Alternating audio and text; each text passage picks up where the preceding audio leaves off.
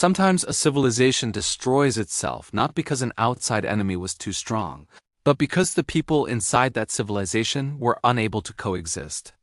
Ancient Greece gave the world philosophy, democracy, science, drama, and incredible military courage, yet the Greeks are also remembered for tearing themselves apart in one of the longest, most devastating conflicts of the ancient world, the Peloponnesian War. It's the kind of war that leaves behind a million questions.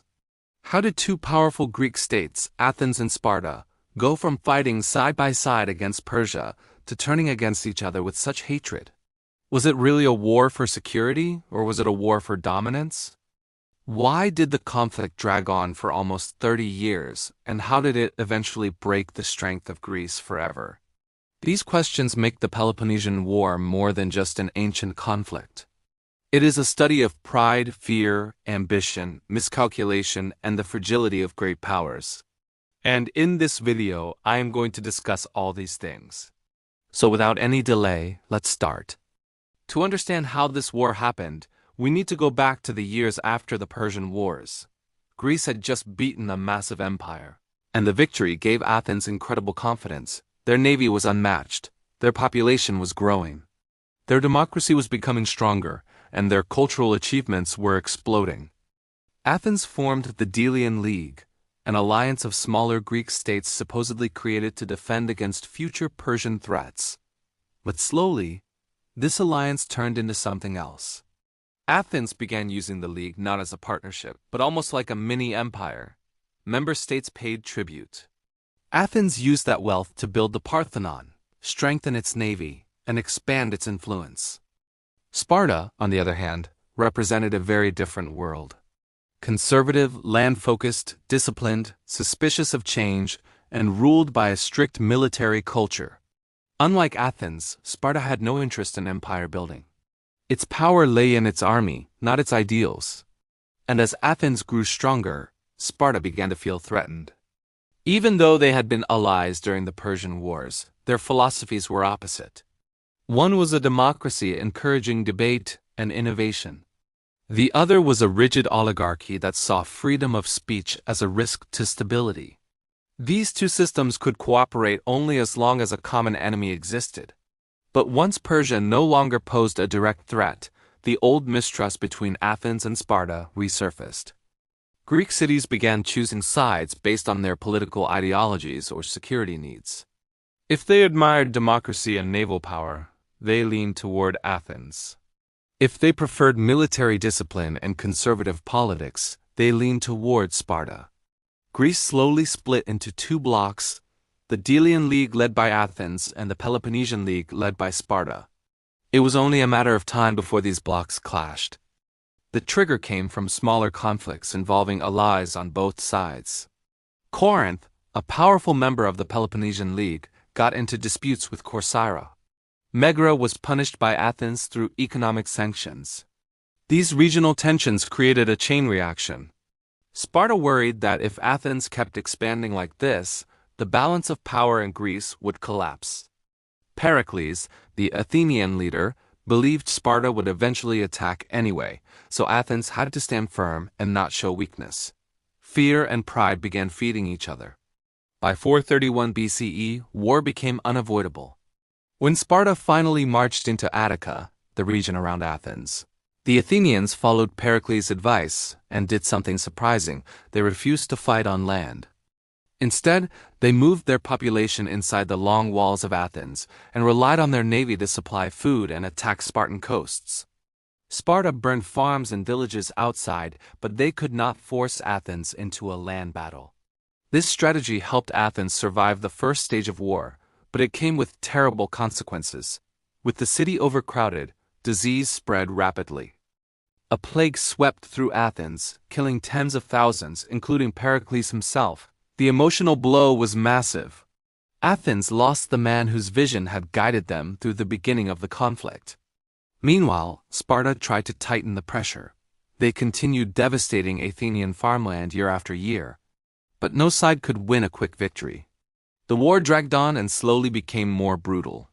Both sides committed atrocities. Allies rebelled. Battles took place not just in Greece but also in the Aegean Sea and even parts of Asia Minor. This was no longer a simple Greek dispute.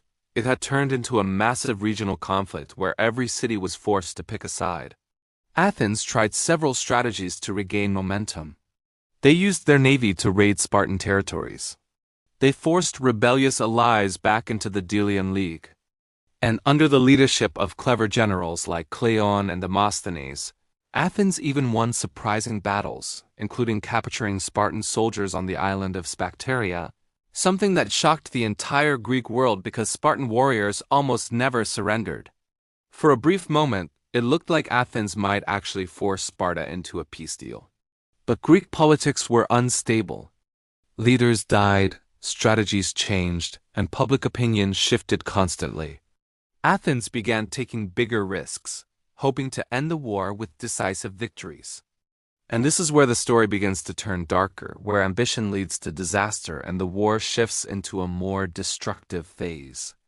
The next stage of the conflict would take the war far beyond Greece, into a massive gamble that Athens believed would secure their future, but instead became one of the greatest military failures of the ancient world. The final years of the war unfolded like the long, painful collapse of a once great civilization. Athens was still powerful, but it had become exhausted, bleeding financially, militarily, and emotionally. And this is where the war shifted into its last and most devastating phase, the Ionian or Sicilian War. Sparta made a bold new move. They built a permanent fort at Decelea, right inside Attica, only a few miles from Athens. It was like placing a knife permanently at Athens' throat. From that moment on, Athenian farmland was destroyed year-round.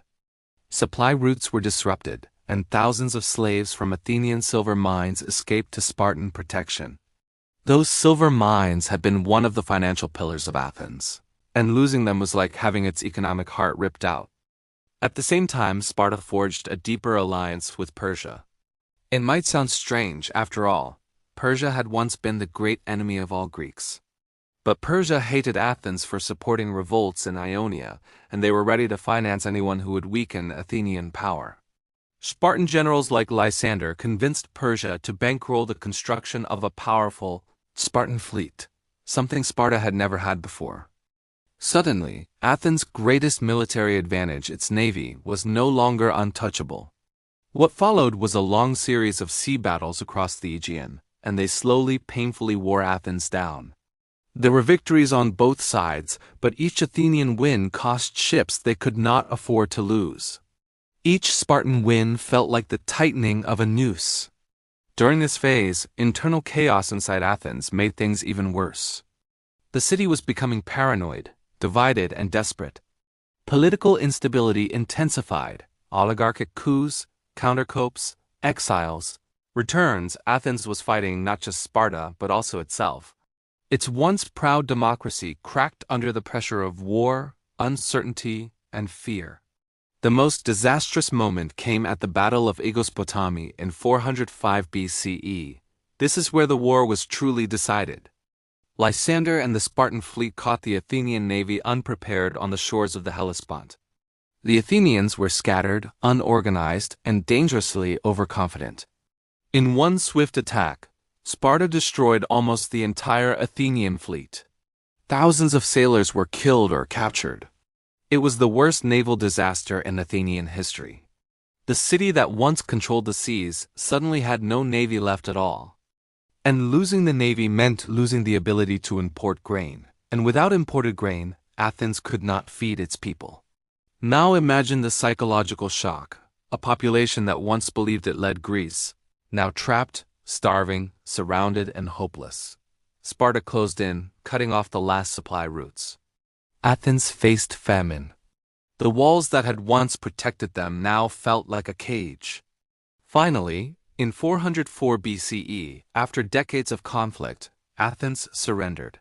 The city that had stood proudly against Persia, built the Parthenon, produced Socrates, Sophocles, and Pericles. That city was forced to hand over its fleet, tear down its long walls, and accept a Spartan-backed oligarchic government known as the 30 Tyrants. So what was the result of the Peloponnesian War? At first glance, it seems like Sparta won. They forced Athens into surrender, ended its empire, and installed their own allies in power. But if you look deeper, the truth is more tragic and far more complex. In reality, no one truly won the Peloponnesian War. Greece itself lost. Athens was shattered. Sparta was exhausted. The economy of all Greece sank. Farmland across the Peloponnese had been burned multiple times. Trade collapsed. City-states were filled with widows and fatherless children. And trust between Greek palaes evaporated completely. The instability grew so deep that even Sparta couldn't maintain control for long. And remember Persia? They quietly watched the Greeks destroy each other, and then stepped in to reclaim influence in Ionia and the Aegean. In a strange twist of fate, the war that began as a Greek struggle for dominance ended by helping Persia regain power. Why did the result turn out this way? The answer lies in the nature of the war itself. The Peloponnesian War wasn't a simple conflict. It was a clash between two worldviews, Athenian democracy and naval empire against Spartan oligarchy and land-based discipline. Neither could fully defeat the other's strengths. Naval superiority couldn't conquer Spartan infantry. Spartan hoplites couldn't break down Athenian walls or challenge their fleet. And when the Sicilian Expedition failed, Athens lost its biggest advantage, but the war still dragged on for decades. The real cause of the final collapse was overextension. Athens and Sparta were both fighting wars they could not sustainably afford. And instead of ending it early, pride and fear pushed them deeper. Every victory only encouraged more escalation. Every defeat only hardened revenge. And when Persia entered the war with money and diplomacy, it tipped the balance in Sparta's favor, but also ensured that Greece as a whole would never recover its unity. What could have changed the outcome? If Athens had not launched the Sicilian expedition, the war might have ended differently. The city would have kept its navy strong and finances stable. If Sparta had not partnered with Persia, they may never have been able to defeat Athens at sea.